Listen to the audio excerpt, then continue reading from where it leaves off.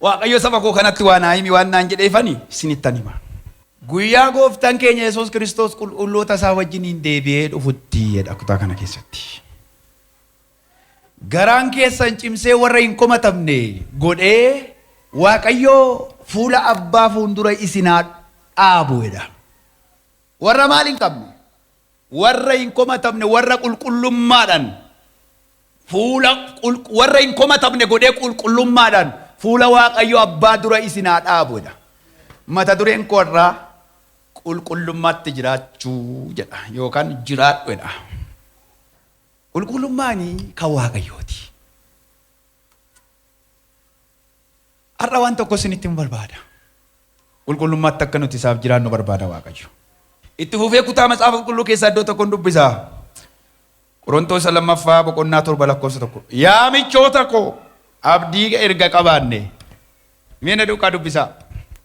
Yaa michoota koodha abdii kana erga qabaanne koottaa waanuma dhagna keenyaa fi hafuura keenya xureessutti ofiin qulqulleessinaa.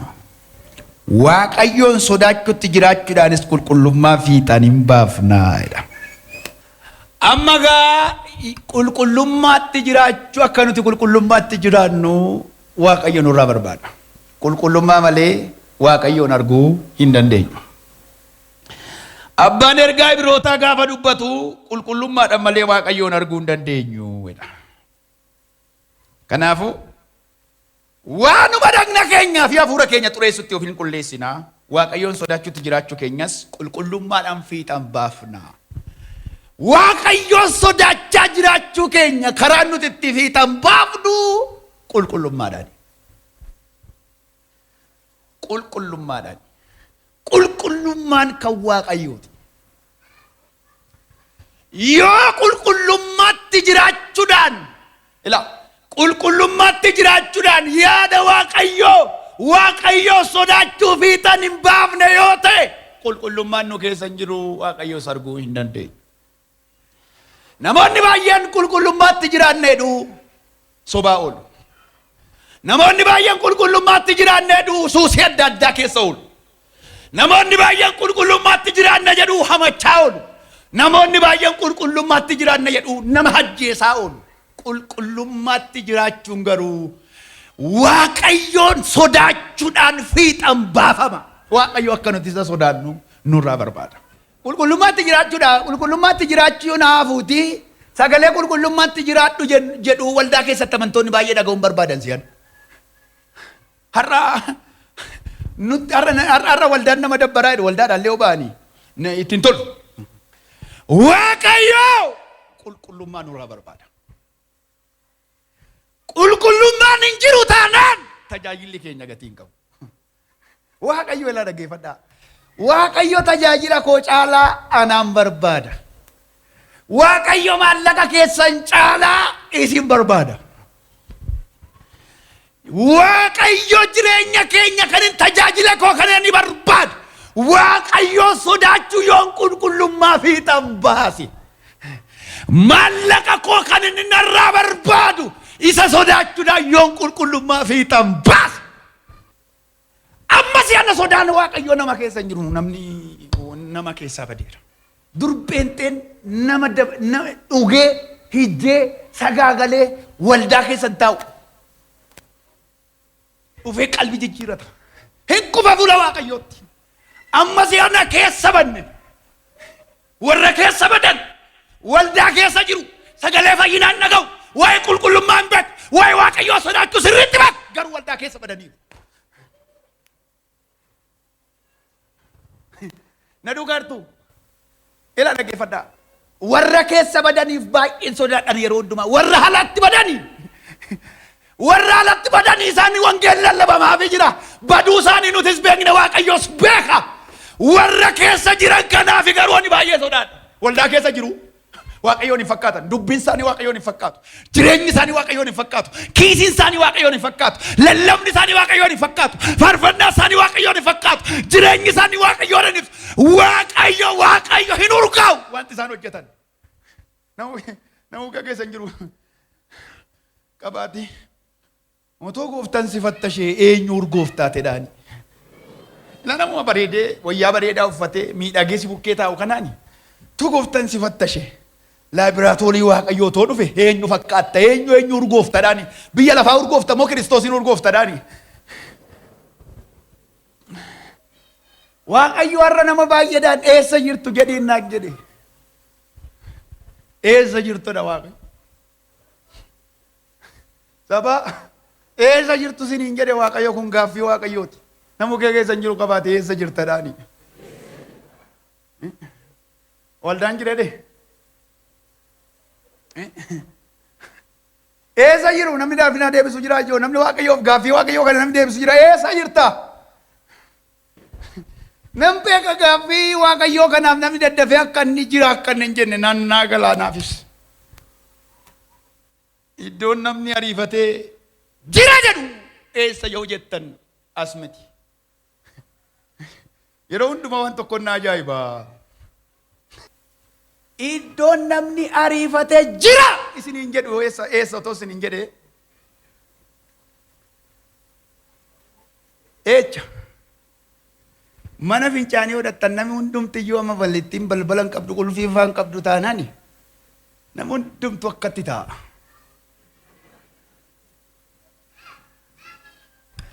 Daddabeetuma namni gigigsaa namaa dhaga'ee jennaan sawaalleedha. Iddoon namni ariifatee jira eessa wettan achi. Dhukkubsattee gaafaati nama barbaadu namni sii jira siin hin jedhu. Gaafaati rakkoo addaa keessa galtu cubbuu keessa galtu kufaatii hamaa keessa gaafaati littu jira hin jedhu. Iddoon namni ariifatee namaan jira jedhu eessa. Namuu kee keessan jiru qabu eessaa jira jettaa jedhaani. Silaa jiran jedhan ijoo. Sawaalleedhaan nama mariifoon been nama sawaallee. Eessa jirta dhaani. Wayini fakkeenya tokko yaadadhe. Abbaa mana hamaa tokko tureedhaan. Abbaa hamaa tokko abbaan mana hamaan kuni baay'ee hamaan alatti samaa manatti samaa. Gaafa mana galu alaa gaafa galu mana miila tokkoon dhaabu. Ijoollee faati mana alaa galuu isaa yaadda'u.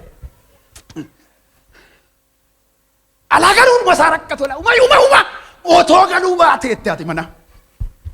Ishiin kan keetii alla eessa turtee dhufte siin jette miti sa'aatii 2-3 geenyan. Otoo dhuma galuu baatee waan si jaallattummaaf turtee dhufte siin jette ishiin kan keetillee. Inni kun garuu otoo natti galuu baateetti galeennaan ijoollee miila tokkoon dhaaba mana miila tokkoon dhaaba suuqatti galu maatiin hundumtuu. Gaafa kaanii namichi hamaan kun ila namichi hamaan kuni mana hin gidirsa miti haadha manaa hin gidirsa miti shunkurtii kiiloo tokko biteetu gaafa isheen shunkurtiin numeera gaafatte eessa gaasiteedha sajjii darbee zayitii leetira tokko biteetu sajjii tokko eessatti bitteedha qorqaarii abbaa manaa qorqaarii injiru hin jedhu maaltu isa qorqoruu isa geesse injiru bakka nume inni bakka waaqayyo jira. Achiin gaaf kaanii ollaan isan jaallatu ijoolleen hin jaallattu ati manaan jaallattu hin du'e namichi kun. Biyyi yaa'ee maatii yaa'ee hundumtuu yaa'ee hin boobqa. Egaa immoo beektu gaafa boo'ichaa nama hundumtuu maqaa gaarii qaba gaafa du'a. Inni hattuunis jagnadha maqaan sana. Hattuunis haca barbaade ijjitu maqaa inni ennaa jiru qabu san ittiin baasan. Waan inni hin qabne kennuuf zarraaf fedhu gaa. Namicha leenca ajjeesee dhiiga booratu faayi. Amma joo walimuun kun amma sirriidha. Namichi hin kawadanii takkatti walimuu malee otoo jiraateen dubbatan akkas. Namichumti du'eeyyuu otoo gaafsan carraa harkatee ol jedhe warra gaafsan isaaf waan taasisamu natti fakkaatan. Biyyi boo'ee as jaa'ee kaa jagna koo dhiira koo arjaa koo gara laafessa koo nama gaarii nama seetee dhagaa nama hundumtu. Nama seetee nama gaarii nama guddaa namni akkasii hin jiru. Nama hundumtu maal jedha warra du'aa gaafa dhagu waan lamadha tokko ammanumaaf him jedha gaafa du'aa. Ammanumaaf him jedha jecha nama hundumaati kun. Lammaffaan immoo nama seete bakki nama gaarii ay nama gaariidha. Nama gaarii achumaan ijoolli yaanii maatii yaa'ee biyya yaa'ee booyee hundumtuu haasa'ee kaa haasa'ee iyyee baroode haati manaaf ijoolleen hin taa'u jiraattu gubatan waan ta'eef nu gubeeraa dhumallee boqonnaa har'umallee boqonnaniitu hin taa'u jarri hirkatanii achumaan yeroo itti seenaa isaa hiriyoonni dubbatan ta'a yookaan dubbisan ta'aa jedhame. Hiriyoonni dabareedhaan ol ba'anii nama seete jagnaam dhiiraam ofirra darbee maatii isaarra darbee nama biyyaaf ta'uudhaaf namni kun jedhanii haasa'u. Achumaan jaartiin haati manaa mucaa isa dangafaatti jettee yee gurbaa jette reefi kun kanuma keenya moo kan nama biraati? Keenyuma moo kan biraati? Reefi kun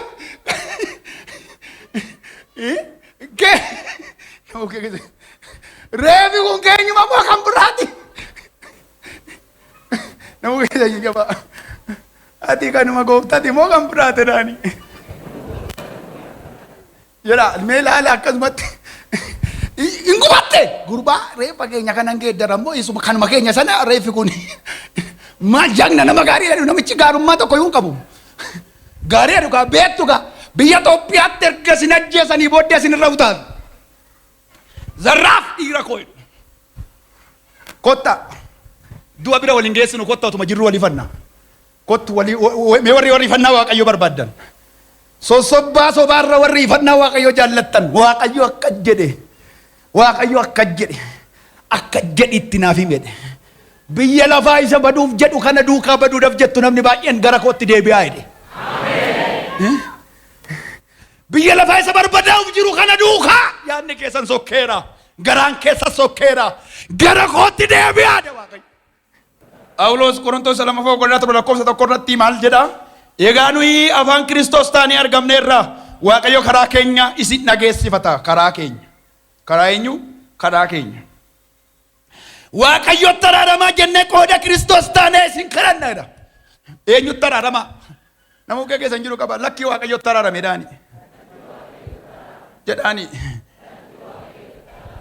isa cubbuu tokkollee hin qabne nuyi karaa isaa qajeelina Waaqayyo akka argannutti nuuf cubbamaa isa godhe. Sin kadhata har'as Waaqayyo.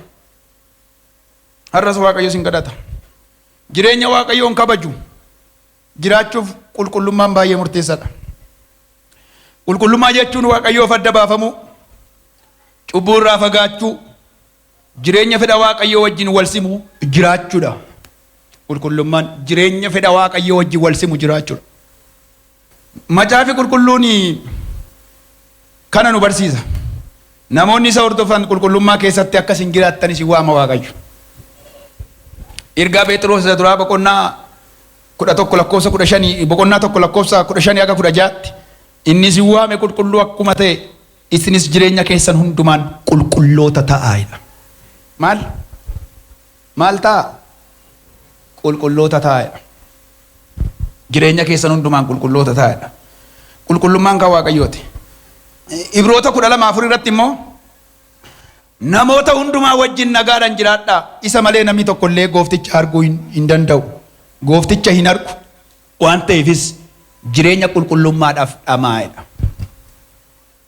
Amma namoonni kan isaan dhamaaniif karaadhuma ta'een haa ta'u beekamtee argachuu, karaadhuma ta'een haa ta'u maallaqa argachuu, karaadhuma ta'een haa ta'u milkaa'uu, karaadhuma ta'een haa ta'u waa walitti qabachuu yaadu. Dubbii Waaqayyoo garuu jireenya qulqullummaa jiraachuudhaaf dhamaa'edha. Jireenya qulqullummaa.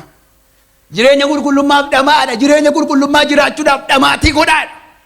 Carraaqaa nama bukkee keessan jiru qaba. Lakkii Waaqayyo qulqullummaa sirraa barbaadaadhaani jedhaani. Ani Waaqayyo gooftaan keessan qulqulluu akkuma ta'e isinis qulqulloota ta'aa. Leewwota boqonnaa 19:2. Egaa Waaqayyo qulqulluudha. Waaqayyo qulqulluudha. Jireenya qulqullummaa malee Waaqayyoon arguun hin danda'amu. Kanaafuu namoonni isaa amala isaa calaqqisiisu jechuudha. Amala Waaqayyoo calaqqisiisu jechuudha namoonni Waaqayyoo. Qulqullummaa jechuun cubbuu irraa fagaachuu, ajaja waaqayyoo eeguu jireenya waaqayyoon gammachiisu jiraachuu jechuudha. Qulqullummaan mootummaa waaqayyoo keessatti bu'uura jireenya amantiiti. Bu'uura jireenya amantiiti. Kanaafuu kanaaf jiraachuu qabna. Namni qulqullummaa hin eegganne mootummaa waaqayyoo keessatti iddoo hin qabu. Jireenya qulqullummaa hin qabnu taanaan mootummaa waaqayyoo wajjiniin mootummaa dukkanaa wajjiniin firooma qabna malee mootummaa waaqayyoo wajjiniin firooma hin qabnu. Qulqullummaan dubbii yaada ofii jireenya ofii waaqayyoof akka ta'utti sirreessuudha. Hinatta taanaan waaqayyoon jaallatu qulqullummaa keessa hin jirtu jechuudha. Qulqullummaan hanarraa fagaachuudha. Qulqullummaan sobarraa fagaachuudha. Qulqullummaan hiddarraa fagaachuudha. Qulqullummaan bu'aa nuuf hin malle argachuurraa of eeggachuudha. Si'a bara kana dheebuu waaqayyoo keessaa inni guddaan qulqullummaadha. Qulqullummaan gola namoota baay'eetii badeera. Qulqullummaan waldaa keessaa badeera. Qulqullummaan waajjira mootummaa keessaa badeera. Qulqullummaan maatii gidduudhaa badeera. Qulqullummaan saba gidduudhaa badeera. Qulqullummaan tajaajiltoota gidduudhaa badeera. Qulqullummaan waaqayyo jireenya qulqullummaan nurraa barbaada. Qulqullummaan qabdu taanaan hin fidin maallaqa kee waaqayyoon barbaadu. Qulqullummaan qabu taanaan tajaajila kee waaqayyoon barbaadu hin fidin nufin. Qulqullummaan baru qabdu qulqullummaan hin jiraannu taanaan waaqayyoo waaqeffannaan keessa nutti ajaa'ibu jedha. Waaqayyoo qulqulluu waan ta'eef qulqulleessa waaqayyoon duukaa deema. Saa'ol gaafa tuffatame waaqayyo ijoollee isaa keessaa nama dibuu gaafa barbaadu waan waaqayyo jedhe keessaa inni guddaan. Tuffatamuu Saa'ol keessaa inni guddaan inni ijoon nama keessa hin jiru qabaate waaqayyo sin tuffatin jedhaan. Saa'ol jireenya tuffatamuu keessaa kan isatti fide kan waaqayyo mootii akka inni isa ta'uuf akka inni naan taaneef tuffatteera kan isi jedhe maaliif yoottan waan waaqayyo itti isa waamneef waan waaqayyo itti isa hin muunneef waaqayyoof of jechuudhaaf ka'ee dhaabbate. Waaqayyo kan itti isa waame mootummaatti isa waame inni garuu lubummaadhaaf waaqayyoof hojjechuuf ka'e kanaaf tuffatame. Waaqayyo ofii isaa qulqulluu waan ta'eef warri isa hordofanis warri isa duukaa deemanis akkasuma qulqulluu akka ta'an barbaada. Gooftaa fakkaachuun nurra jira. Nama keessa hin jiru mee waan tokko isinitti hima eenyu fakkaattaadhaani. Eenyu fakkaadha. Eenyu fakkaattu. Yesuus immoo hiriyaadha. Yesuus immoo biyya lafaati. Yesuus immoo afura gowwoomsaa isa bara si'anaati. Eenyu fakkaattu. Egaa warri Yesuus hin fakkaanne ettan qulqullummaadha kan ittiin Yesuus fakkaachuu dandeessan jaalala inni isin Yesuus fakkaachuu dandeessan. Waaqayyo tokkoon isinitti hima. Namicha tokkotu gaaf tokko gabaa ba'ee gogaa hoolaa bitatee gale. Hoolaa moo gogaa hoolaa? Hoolaa moo gogaa hoolaa? Gogaa hoolaa kana naa qabadha. Gogaa hoolaa bitatee galeetu mana ammoo saree qaba namichi kun. Gogaa hoolaa kana olii amma gaditti saree kanatti hodhee gabaa baase. Maal godhee gabaa baase. Amalli saree fi immoo amalli hoolaa waladha. Hoolaan amala hoolaa keessaa rukutas 50 dhibbas dugda qabadhaa isin ciniinuun hin dandeessu hoolaan. Amma namoonni nu ciniinan baay'een isaanii hoolaa keessatti amala saree warra qabanidha malee hoolaa miti isaan. Namoota keessa qaba. Namoonni ciniinan yoo jiraatan edha. Hoolaa miti isaan jedhaani. Isaan hoolaa miti. Hoolaa dhattaniitti hin cannaqamina. Amma sareen immoo dugda qabattanii miti akkanumatti nu fagoottu sin ciniinu kajeela. Hoolaan hoolaa gagabanna keessan dugda isaa qabaniitu diboosaa qabaniitu abbaa kanaa beekaa hoolaan maana tuttaniin jedhu achuma dhaabbata. amala oolaa ke obsi oolaa baay'ee cimaadha. Lafa ishii qabanii ol qotatanii gamanaan ol fuudhan amma kana ofirratti isin hin ciniin oolaa. Amma kana qala ina dhugaa jirtu. Na dhugaa jirtu. Oolani amala oolaa keessaa wanti guddaani mee waan tokko isinitti hima. Oolani yeroo hundumaa jeedalli oolaa yoo argee hin nyaata. Oolan jireenya ishii guutuu jeedala yoo argite, saree yoo argite, sardiida yoo argite hin baqatti. Dhumarratti garuu oolan nama ishii baay'ee nama ishii isa ishii baqattu sanaan nyaatamtu otoo hin ta'in nama ishiin itti baqamtu namatu ishii qala dhumarra. Jeedala moo namatu ishii qala oolaa? Isa ishii namanteettu fugatteettu ishii qala dhumarra oolaa. Namoota baay'eetti dhiyaattan irraa of eeggadhaa. Isaantu baay'ee simmiidha. Ilaa.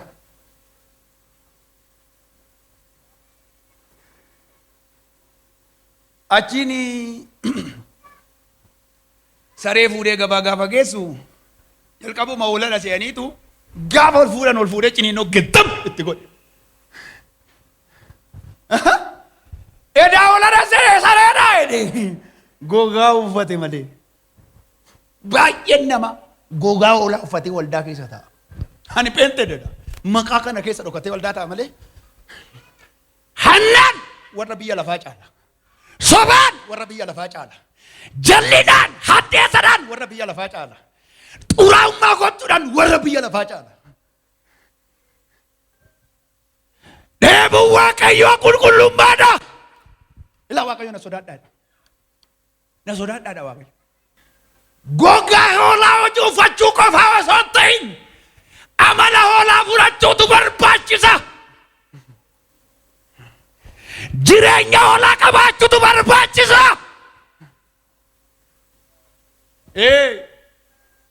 Waaqayyo qulqullummaan isin irraa barbaadedha sabadana. Gaafa Waaqayyo wal jajjabeessina gaafa Waaqayyo walitti himaa dhumma walitti himna. Qulqullummaan isin irraa barbaade qulqullummaan isin irraa dhabeedha Waaqayyo.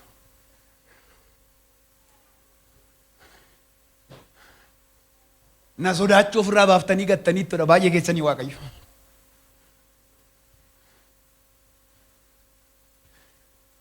Baay'ee keessanii ijummaa irratti kuftaniittudha. Baay'ee keessan gaa'ela irratti gaa'ela ijaartaniittudha Waaqayyo. Baay'een keessan hanna irratti kuftaniittudha Waaqayyo. Baay'een keessan bu'aa karaa dalgaa argamu irratti yaada keessan jalliftaniittudha Waaqayyo. Baay'ee keessan Waaqayyo of xureessitaniittudha Waaqayyo. Ani garuu qulqulluudha Waaqayyo. Ani garuu mudaan qabudha Waaqayyo. Ani garuu mudaa kee dhoksuuf fannoo gubbaarra ol ba'edha Waaqayyo. Ani isa qulqulluu fakkaachuu dhiiftaniittudha Waaqayyo. Ilaa ijoo kottaa isinitti hima. Nama ogee keessan jiru qabaa. Cubbuun qammasin jedhaani. Qammamnaan garuu sitti mi'aayedhaani. Insa ba'u si rakkisa. Baay'ee Waaqayyo. Baay'ee Waaqayyo. Baay'ee Waaqayyo. Baay'ee Waaqayyo keessa. Namni qulqullummaa gate daandii irraa bada. Qulqullummaa keessan hin gatina. Qulqullummaa kee hin gatin. Qulqullummaa mootummaa Waaqayyootti si ulfeessa. Mootummaa Waaqayyoo keessatti sin kabaja. Tajaajilli qulqullummaa malee hin bareedu. Faarfannaan qulqullummaa malee hin bareedu. Raajiin qulqullummaa malee hin bareedu. Amma koottaa wayii sin gaafadhaa. Si'ana ijoo. Si'ana amma namni qulqullummaa barbaadutti baay'ee gatii baasa moo maallaqa barbaadutti baay'ee gatii baasa? Maal barbaadutti? Macaafa qulqulluu keessatti qaayil nama jedhamu beektu waa'ee qaayil kana waan baay'ee na ajaa'iba. Bara isaa guutuu jireenyichuma keessatti jaanjaafi jireenyuma keessatti warri jaanjaafan waldaadhuma keessatti warri jaanjaafan waldaadhuma keessa ta'anii cubbuu keessaa ba'uu kan dadhaban danuudha. Wayin isinitti hima. Cubbuu tokko gootanii na dhugaartu cubbuu tokko gootanii Waaqayyo isin jalaa callisee naan lamatti dabalattan saditti dabalattan afuritti dabalattan shanitti dabalattanii cubbuu keessaa ba'uu namoonni dadhabdan Waaqayyo akkas ta'an jedheerana. Hin deebitan yoo ta'e isin ana dabade Waaqayyo.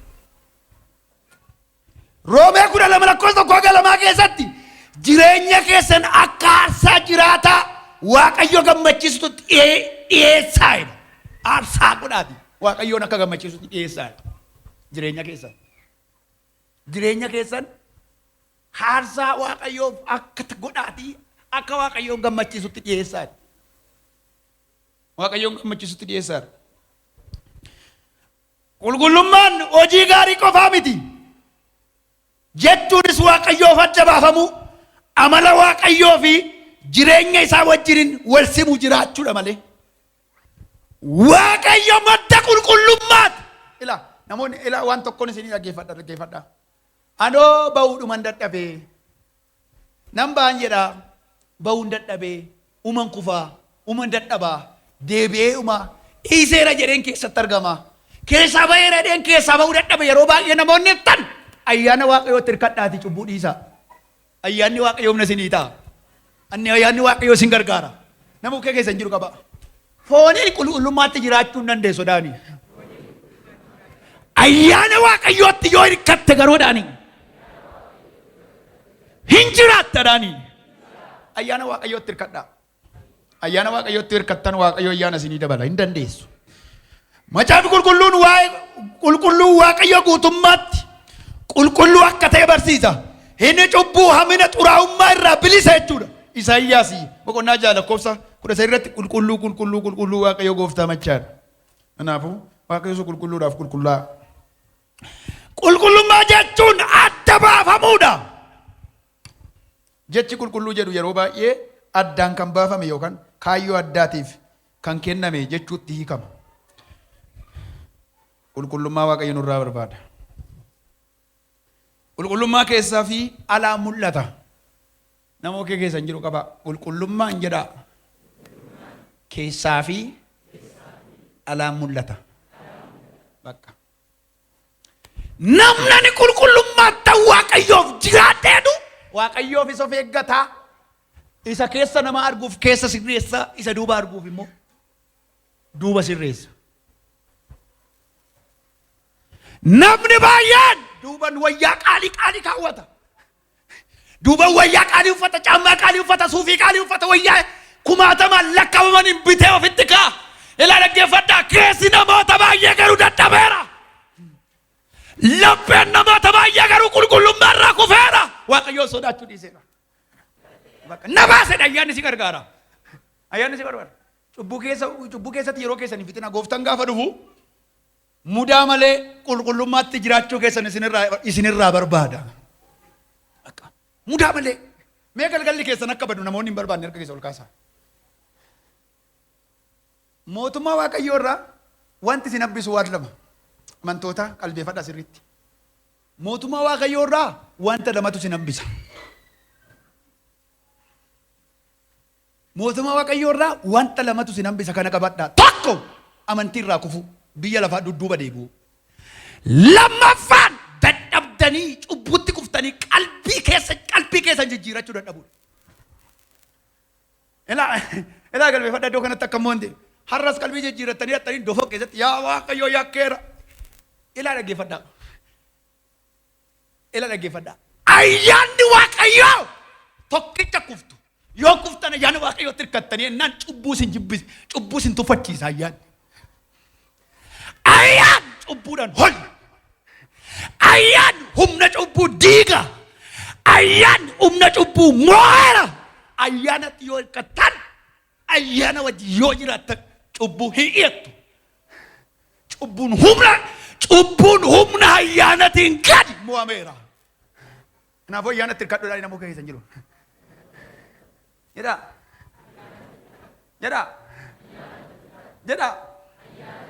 Ayyaanatti hirkadhuudhaani. Ayyaanni Waaqayyoodhaani. Dadhabbii keenya hundumatti nu gargaaradhaani. Mee warri Waaqayyoo dadhabbii koo hundumatti akka na gargaaruun barbaada. Ayyaana nan jiraadhe. Ayyaana nan argage. Ayyaana nan eegame warri ettan. Waaqayyo ayyaana isaa isiniif haa baay'isu.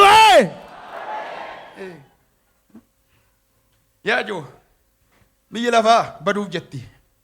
Waan addunyaa wal gochaa jirtu yoo laaltan. Yesuus dhufuuf balbala gubbaa waan ga'e fakkaata. Naafu wayyaa keessan caala garaa keessan barbaada Waaqayyo. Namuu kee keessan jiru qaba. Wayyaa kee caala garaa kee barbaada Waaqayyo. Wayyaa yoo uffattan rakkoo qaba jechuu koo. Wayyaa keenya nama nurratti ilaala malee Waaqayyo garaa keenya ilaala. Garaa keenya ilaala Waaqayyo. Qulqullummaan dhugaan garaa namaa irraa jalqaba. Laphee keessan qabadhaa. Qulqullummaan dhugaan garaa namaa irraa jalqaba. Qulqullummaan dhugaan garaa kee keessa jiraate jennaan dudduuba kee kana hin fudhata jechuudha. Keessa kee guutummaatti hin qabata jechuudha. Biyya furata jechuudha. Sirraa mul'ata jechuudha. Yaa Waaqayyoodhaa. Qulqullummaan garaa koorraa narraa haa jalqabudha. Jedha. Jedha. Jedha. Qulqullummaatti jiraachuu Waaqayyo ayyaana nuuf haa baay'isu. Waaqayyo karaa hojii karaa hojii hafuuratiin nama geeddara. Galaatiyaa boqonnaa 5 lakkoofsa 22 keessatti firii ija hojii hafuuraa namatti agarsiisa. Jaalaladha. Namni qulqullummaatti jiraatu waan kana ofirraa qaba. Jaalala ofirraa qaba. Namni qulqullummaatti jiraatu gammachuu ofirraa qaba. Nagaa of keessaa qaba. Obsa of keessaa qaba. Gaarummaa of keessaa qaba. Amanamummaa of keessaa qaba. Namni qulqullummaatti jiraatu kana shanan of keessaa qaba. Namni qulqullummaatti jiraatu kana shanan ofirraa qaba. Jaalala, gammachuu, nagaa, obsa, garraamummaa fi amanamummaa jedha kutaa san keessatti yoo dhattanii ilaaltan Galaatiyaa 5:22-23. Amaloonni kun jireenya Waaqayyoof qulqullaa'e keessatti mul'ata. Waaqayyo ayyaana isiniif haa baay'isu. Ayyaana isiniif haa baay'isu. Qulqullummaan adeemsan jireenyadha. Amantoonni yeroo tokkotti guutummaatti mudaa malee hin taane garuu guyyaa guyyaadhaan Waaqayyoon fakkaachuutti guddachaa deemu. Guyyuma guyyaadhaan. Guyyuma guyyaadhaan cubbuu dhiisa. Guyyuma guyyaadhaan amala kaleessaa gataa. Guyyuma guyyaadhaan amala Waaqayyoof ulfina hin taane dhiisaa gataa. Qulqullummaatti guddachaa deemu. Ibroota 12 lakkoofsa 14 irratti nagaan namoota hundumaa wajjin qabaachuudhaaf qulqullummaafis dhamaa'edha. Qulqullummaa jechuun Waaqayyoof adda baafamuu, cubbuu irraa fagaachuu, karaa Waaqayyoo hordofuudha. Guyyaa guyyaadhaan amala keenyan jireenya keenyan Kiristoosiin fakkaachuutti guddachuudha qulqullummaan. Yoo Kiristoosiin fakkaachuu jechuudhamu kun waan salphaa isinitti hin fakkaatin. Kiristoos jaalala. Fannoo gubbaa irratti yaa Abbabee kanii miti dhiisiif jedhe. Kiristoos dhugaadha. Dhugaatti jiraachuu qabna. Kiristoos fakkaachuun akkasitti. Kiristoos amma du'aatti garbicha amanamaa ta'uudha. Qulqullummaatti jiraachuun. Qorumsi waldaa kiristaanaa mudatu haala amma jirtuun waldaan kiristaanaa walirratti qabsaa'uu dhiistee yoo tokko hin taane waldaa kiristaanaa qorumsa hamaatu mudata. Waaqayyo qulqullummaan isinirraa barbaadaadhe. Hija qulqullummaan dhabe namoota baay'ee irraa naan jedhe Waaqayyo. Baasa amala ormaa ofirraa jedhe Waaqayyo. Kiristoosin dhufa. Ayyoo ilaa dhaggeeffadhaa. Kana qalbiitti qabadhaa. Mee warri dhageessaa libbi balu een nagara. Warri nagaa hartan. Kiristoos gaafa dhufee qabeenyi isin amma qabdan sin faana hin deemu. Barnoonni isin amma qabdan sin faana hin deemu. Makiina isin amma qabdan, manni isin irra ijaarratan, birrii isin irra lakkooftan, wayyaa isin irra uffattan, jireenyi isin bifti isin irra qabdan sin faana hin deemu. Kophaa keessan deemtu. Gattanii deemtu. Kiristoos garuu ija qulqullummaa yoo isin irraa dhabe hin gatamtu. Gooftaa fakkaachuun kaayyoo qulqullummaa keessaa isa guddaadha. Namni Yesuusin fakkaatu iddootti sobuu hin qabu. Namni Yesuusin fakkaatu iddootti xuraa'ummaa keessa gangalatu hin qabu. Namni Yesuusin fakkaatu ila siyaana birrii argannaan namni dhaggeeffadhaa. Yaajoo waan tokko sin gaafadha. Namni akka duwwatoo beeku ammeenya ammana ga'u erga raawwate na ilaala hundi keessan ija harka keessa ol kaasaa na ilaala warra na duugartan harka keessa raasaa. Gaaffii kana akka naa deebistan hin barbaada. Gaaffii kana akka naa deebistan hin barbaada. Mee warri na dhaggeeffachaa jirtan waan tokko sin gaafadha gaaffii kana. Namni akka duwwatoo beeku ammeenya amma kana ga'u erga wal ajjeese erga dabarsee wal kenne erga waliif dhiisuu dadhabe erga qulqullummaatti jiraachuu dadhabe erga Waaqayyoon kabajuu dadhabe otoo hin du'u ta'ee oo maal godha? Kana gaaffii kana naa deebisa. Akka du'u otoo beeku Kiristoos hin gabaa walakkaatti erga gurgure. Dhageessanii tomma gidduu kana waan miidiyaa irra jiru tokko yeroo darbee waldaa beentee kana keessa gaayyu jireenyuma eeggachaa jiraattu malee hin jiru. Amantiin birriidhaan bitamu hin jiru waldaa keessa. Amantii kiristaanaa keenya ke wanta kwaalitii keessaa isa guddaa amantii beentee kana kwaalitii keessaa isa guddaa Yesuusin amanuuni jireenya kee akka ta'e sitti himnee gara gooftaatti si finna malee birrii sii kafallee waldaatti si finnee mootummaa Waaqayyoo keessa si jiraachifnu hin qabnu nuti hin goonus kana waldaa keessatti hin godhamu. Haadhoo koo birrii qabaachuu kee miti birrii dhabuu kee miti kan Kiristoos biratti ittiin madaalamtu garaadha. Garaa Waaqayyoon kabaju hin qabdu taanaan. Birrii sii kafallee jireenya sii kennine waldaa Waaqayyoo keessa mootummaa Waaqayyoo keessa tursiifannu hin qabnu nuti. Yeroo dandeemu yeroo keef jalaan guminii ta'u. Ilaa namoonni tokko isiniin gorsa dhugaa Waaqayyoo isinitti hima. Maaf rakkattu Kiristoos faana jiraachuu erga isinitti cimee. Maaf rakkattu dhoksaatti maa dhugdu dhoksaatti maa iccitu dhoksaatti maa hattu. Biyyi lafaa hoo sanaaf eeyyama laatti. Hatti baatanii akka barbaadanitti hin jiraattanii maaf odoositu. Si barbaachisa laanaati manaa tokko sin geessu taana. Dheebuu Waaqayyoo isinitti maara qulqullummaan beela'edhe. Nama na sodaatuun beela'edhe Waaqayyo. Nama naaf ulfina kennuun beela'e naan jedhe Waaqayyo. Nama na safeeffatuun beela'e naan jedhe Waaqayyo. Waaqayyoof jiraachuu barbaaddu ol kaasaa. Ani qulqulluudha jedhe Waaqayyo. Siniin gallee yaadi Waaqayyoof jiraachuu barbaaddu. Ani qulqulluudha jedhe Waaqayyo. Otoon si ta'e kana amiin jedha sirriitti. Waaqayyoof jiraachuu barbaadda. Ani mudaan qabu ani qulqulluudha jedhe Waaqayyo. Amiin kan jedhamu qabu yoolaa kana. Afaan haaraa kanatti irratti dubbachuu qabdu yoolaa kana osa kana. Kasi gammachiisuu qabu yoolaa isa kana. Waaqayyoof jiraachuu barbaaddu warra akkasii harka keessa ol kaasaa. Ani mudaan qabu ani qulqulluudha jedhe Waaqayyo. Eden sadik nang ይላል እግዚአብሔር.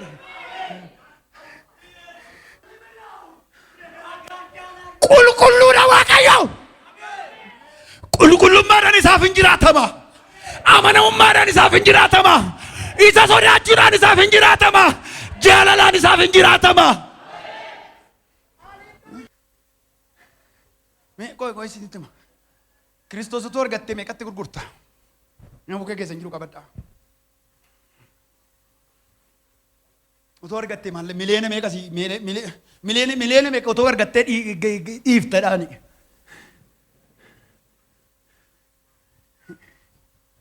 Isuma dhugaa gaafadha nama sin bukkee dhugan. Qoledhaa gaafadhu deebii harkanaa fuudhi Waaqayyoon arga inni nagaa isate inni nagaa Waaqayyo. Hin nagaa Waaqayyo naa gaafadhu jedhe gaaffii Waaqayyooti wanti kun naa gaafadhu. Miliyoona meeqa otoo gad argattee gatta. Makiina meeqa otoo argattee dhiifta. Hojii meeqa otoo argattee dhiifta.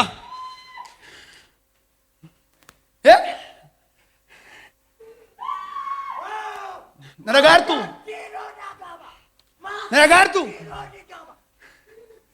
Kiristoos kana otoo meeqa sinii baase Yihuudaan ikkoo meetii soddomatti gurgureem. Yeesoo baay'een keenya bara rakkina keessa jirru gooftaa beekna. Bara waan nyaannu hin qabnu gooftaa beekna. Bara waan uffanne hin qabne gooftaa beekna. Har'a erga hojii arganne har'a erga jireenya qabaanne baay'een keenya garuu Waaqayyoon salphate mana keenyatti. Gooftaa wajjin maallaqa wajjin wal arginee gooftaa wajjin immoo wal dhabne akka Yihuudaa. Maallaqa wajjin hojii wajjin jiruu wajjin mana wajjin. Nama wajjin wal arginee gooftaa wajjin immoo wal dhabne. Yihuudaan gaafa horii wajjin wal argu gaafa meetii 30 gaafa argatu Yesuusin maal godhe? Yesuusin gurgure. Har'as sinittan hima. Amantii beentee kana keessa wanta ajaa'ibsiifadhu. Jiraattu dhiistu dhiisi. Birrii sii kaffalee namni waldaa keessatti taasifatu. Ani waldaa guutuu wangeelaa keessatti hin guddadhe. Kwaalitii waldaa guutuu wangeelaa keessaa inni ijoo fi inni guddaan.